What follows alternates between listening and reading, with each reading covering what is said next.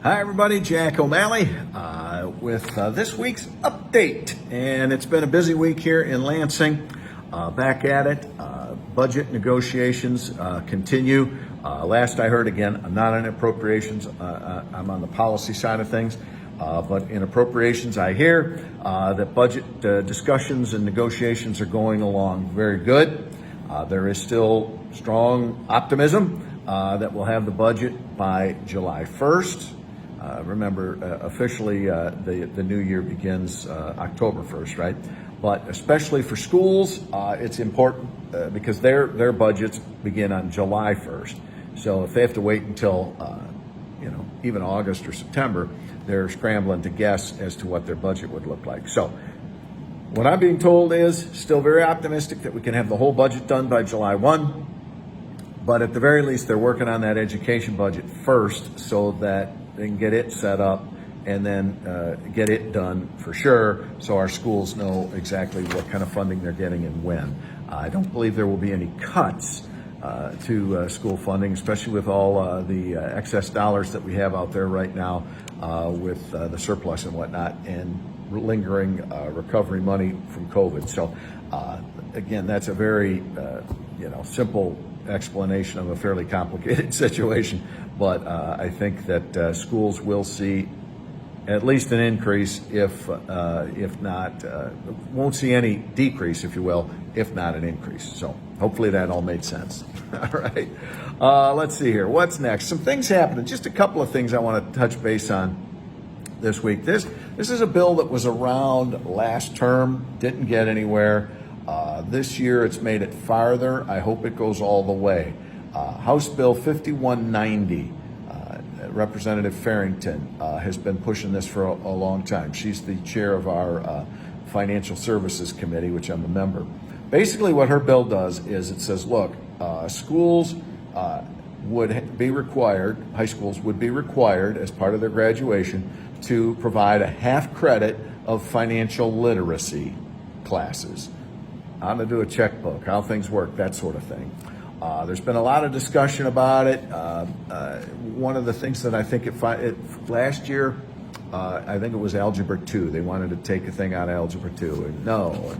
This year she had another idea. Well, basically, as I read, what's happening here is, yes, it'd be a half credit of that. You can take that from any multitude of courses. So depending on the school, they would have, instead of being told it has to be in this area, they can choose where that half credit would come from. So I think it's a good idea. I think our kids, especially in this day and age of easy credit cards, debit cards, online purchasing, that they really do know how to balance a checkbook, how to, now I guess it'd be your online account, just all that good stuff. I think it's a good thing. We voted it out of the House this week by a large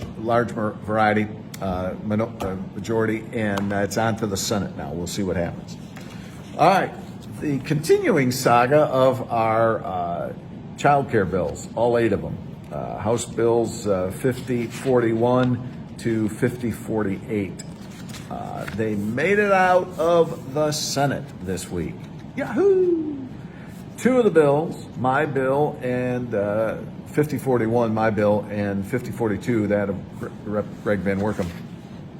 It turned out when we wrote these, they opened up the same section of law, so we needed to make a few adjustments. So we now need to confer these bills in and say we agree with them and all that good stuff. So that will happen on Tuesday. The governor should have them to her desk by the end of next week, and we anticipate a quick signature. This will be huge. When that happens, I'll go back into more detail about how important these bills are for our parents, our workforce, our jobs, just all sorts of things. So I will hold off on great detail there until we get them concurred and on to the governor next week.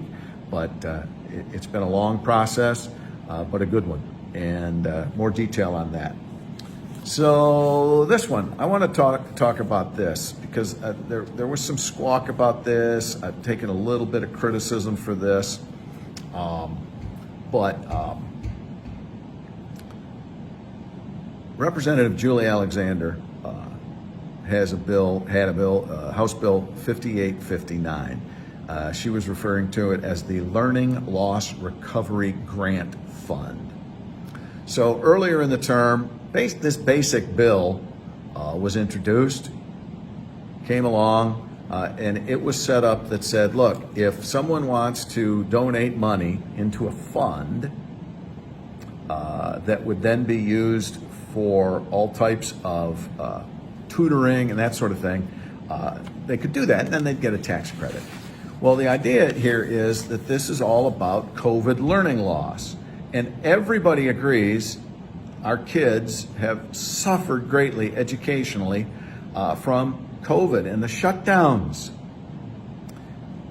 So that bill said, all right, we'll grant this private fund. We won't use any state funds. We'll allow people to donate, and these can be used. And they ended up getting vetoed. It was, these are just, private funds. DeVos is behind it, blah, blah, blah, blah, blah. Now,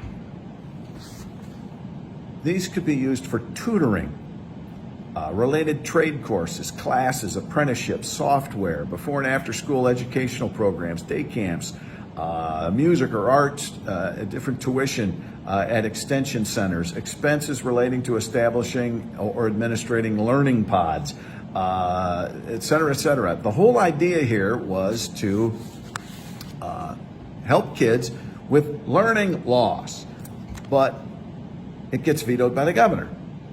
No, can't do it.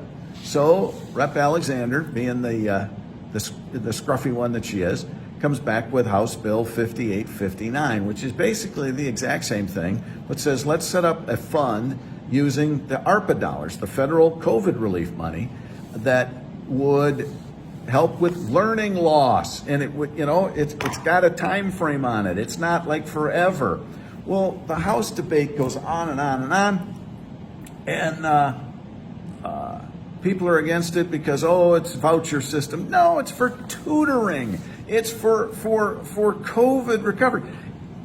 Our kids have been hurt in their educational efforts because of school lockdowns. We need to help them. This would have been using, in this look of it, as ARPA dollars for COVID issues. Why not use it? Well, even some members of my own party, who are just kind of no on any spending bill, voted with the majority of the Dems, and so it got voted down. So I'm sorry, but we've got to figure out ways, and when you're using monies to help with tutoring and learning loss and helping these kids in summer schools, but that's against the rules. No, can't do it.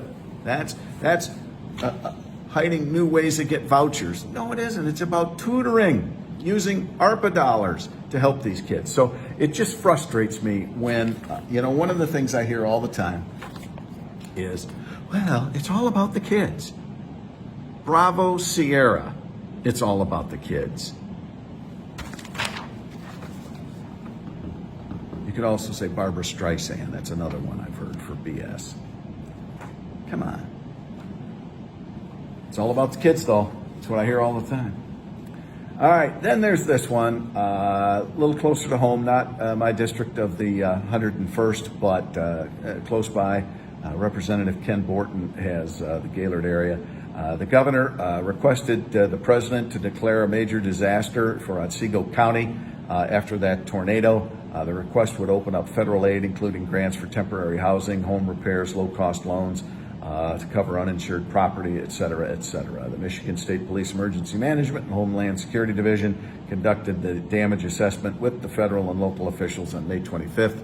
Let's hope the president grants that emergency declaration, because the good people of Gaylord sure could use it. That was a heck of a storm that blew through there. So that's what I got for you this week. Trying to think of anything else that I'm missing. Again, budget talks continue. I'll keep you up to date on that. As always, if you're looking at this on Facebook, my contact information is there if you need to call the office or drop us an email if you have an issue. We've got a couple of constituents who've reached out with issues with different departments and commissions that we're working on and we're looking into. So that's how the system's supposed to work. All right, I'm out of here for now. Have a great weekend, and we roll forward. Thank you. Bye-bye.